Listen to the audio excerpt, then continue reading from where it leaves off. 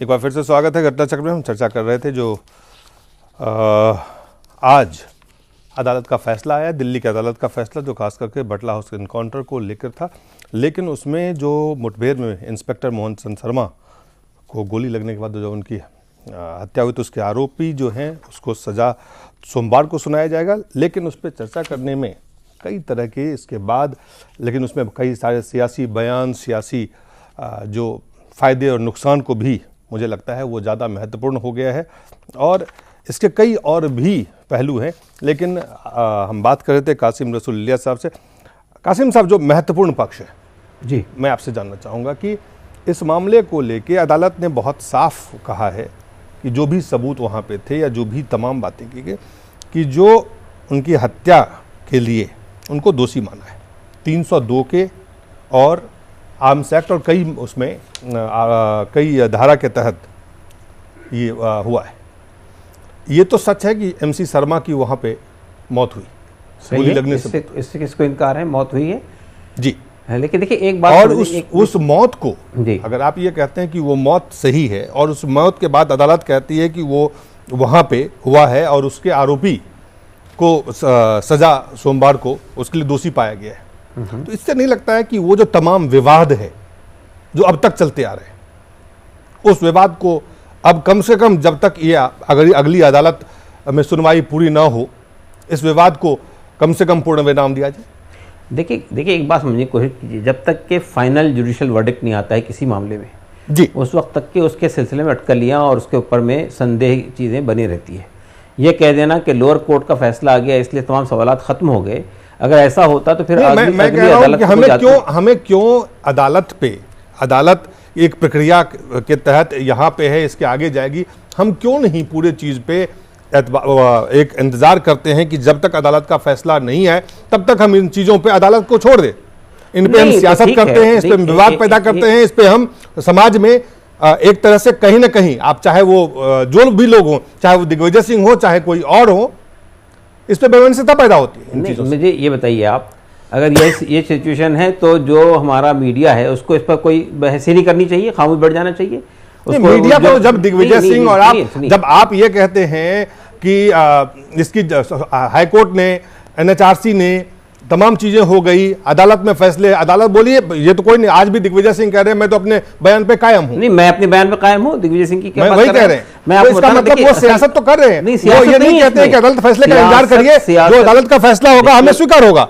देखिए हम तो ये बात कहते हैं कि जो फाइनल जुडिशियल वर्डिक्ट है, जहाँ उसके बाद आने के बाद में तमाम सवाल अपनी जगह खत्म हो जाते हैं। तो फिर तो आपको भी नहीं कहना चाहिए कि ये एक तरफा है या दो तरफा है? नहीं, अभी बिल्कुल कहेंगे। आपको नहीं लगता है कि अदालत का फैसला आया है, अदालत आपके पास एक विकल्प है, जो भी लोग हैं वो अगली अदालत में जाके वहां पे अपना पक्ष रख सकते हैं, जो भी फैसला होगा उसको स्वीकार होगा। लड़ाई लड़ रहे हैं जी, अगर उनका अपना मौकिफ ये है कि ये बात सही नहीं है और सही, तो मैं वही कह रहा हूँ, हम अगले अगर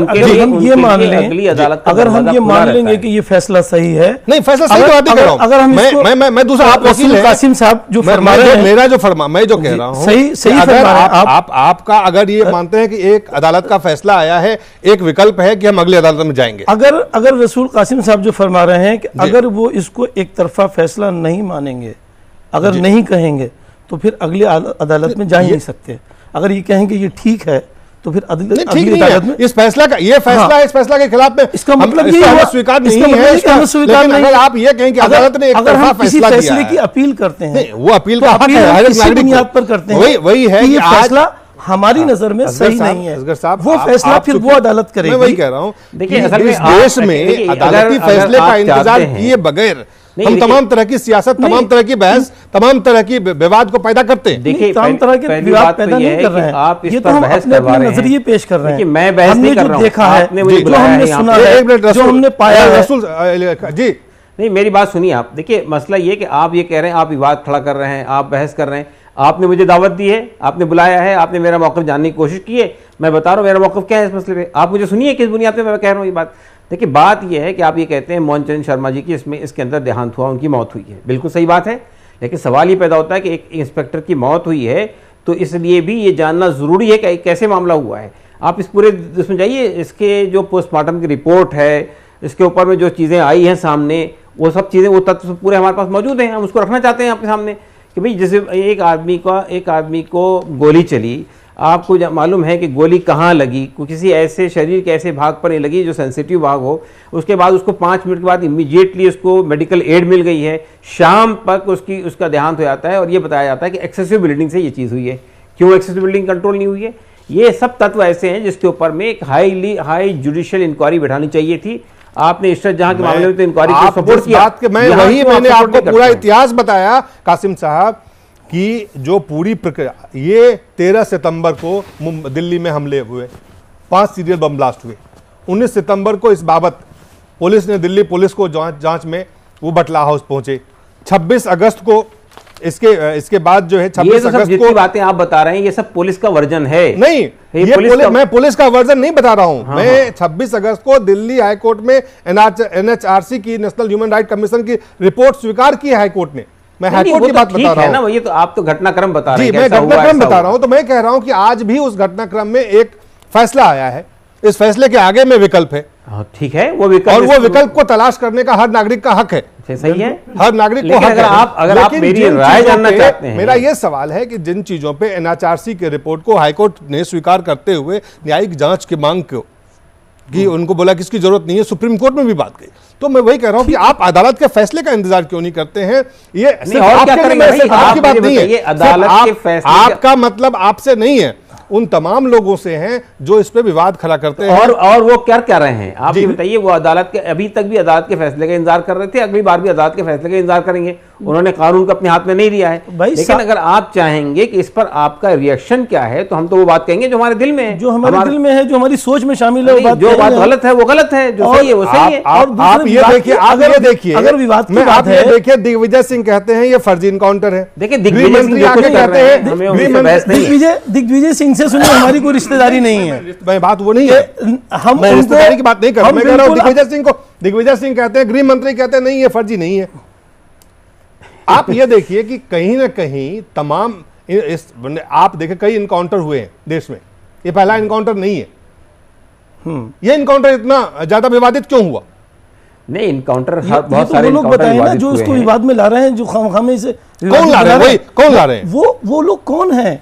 आप जो सवाल हमसे कर रहे हैं, हम नहीं है वो। हमने कहीं भी बात खड़े नहीं की है। आपके हिसाब से ये लोग कौन है जो हमारे ऊपर, ये वो सियासी लोग हैं जो मैंने आपसे मेरी बात की इब्तिदाई यही थी कि भाई किसी का घर जलता है और ये सियासी लोग रोटियां सेकते हैं, अपने हाथ सेकते हैं, ये वो सियासी लोग हैं। और इसमें कोई एक दिग्विजय सिंह या कोई कांग्रेस या कोई सलमान खुर्शीद अकेले शामिल नहीं है, सब लोग हैं। बीजेपी के लोग सबसे आगे आगे होते हैं, तिल्ली दिखा के, चिंगारी दिखा के सबसे आगे आगे होते हैं जी। तमाम लोग इस पे सियासत कर रहे हैं, तमाम लोग सियासत करते हैं। सबसे ज्यादा इस मुल्क में अगर कोई सियासत करता है ऐसी घटनाओं पर, तो वो बीजेपी के लोग होते हैं, बजरंग दल के लोग होते हैं, जो खमाखामे उखाड़कर सामने लाते हैं, चिंगारी दिखाकर बारूद फैलाने की कोशिश करते हैं, आग लगाते हैं। कासिम साहब, सबसे ज्यादा वो विवाद किसने खड़ा किया है?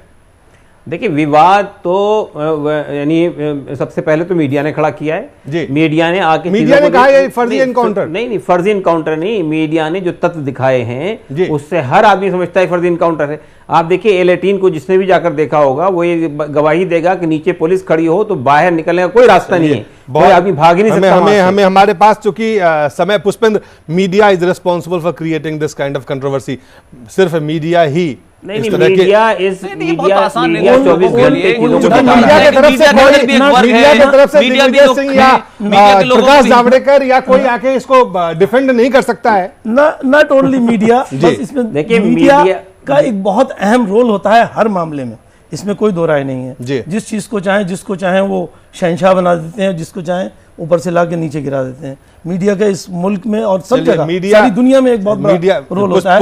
वो बहुत कम पॉजिटिव और नेगेटिव बात कह रहा हूं, जो बहुत कम शब्दों दोनों भाई लोग जो कह रहे हैं कि उसमें जो पोस्टमार्टम की रिपोर्ट है उसमें किस तरीके की खामियां हैं, NHRC की रिपोर्ट में जो खामियां हैं, तो जो वकील केस लड़ रहा है उस शहजाद की तरफ से, उसके वकील के साथ सारी चीजें दें, उसमें तो किसी ने रोक नहीं है। और क्लिप्स हैं, वीडियो है, सारे तथ्य हैं, इन लोगों के हिसाब से वो पूरा इनकाउंटर वो दिया गया होगा, मैनिपुलेटर दिया गया होगा। बहुत सारी चीजें रह गई हैं, उन्हीं की बुनियाद पे आप अपील करेंगे। बट मैंने तो शुरू में ही कहा कि उन्हीं की बुनियाद पे अपील की जाएगी। मीडिया के ऊपर ब्लेम करना सबसे आसान है कि आप मैसेंजर को शूट कर दें कि साहब मीडिया को अंदर भी खेल हो रहा है। आप चाहते क्या है? हर खबर आपके दिल से दिखाई जाए, हर खबर आपसे पूछ के दिखाई जाए, ये अच्छी है ये नहीं अच्छी है। इशरत जहां के केस में मीडिया ही जो खेल दिखा रहा है, तो मीडिया में भी आप वर्गीकरण कर दें, ये अच्छा है ये वाला बुरा है। नहीं, मैं तो इतनी सी बात कहना चाहता हूं आपसे। आप खुद मीडिया में? हाँ, बिल्कुल मीडिया का आदमी हूं, मगर आप ये बताइए, मीडिया खामोश बैठ जाए, कोई विवाद खड़ा हो तो उसको ना दिखाए, उस पर बहस ना हो, चर्चा तो होगी ना। चलिए तो बहुत कम समय है हमारे पास, बहुत हमें एक छोटा सा ब्रेक लेना पड़ेगा, ब्रेक के बाद जल्द वापस लौटते हैं।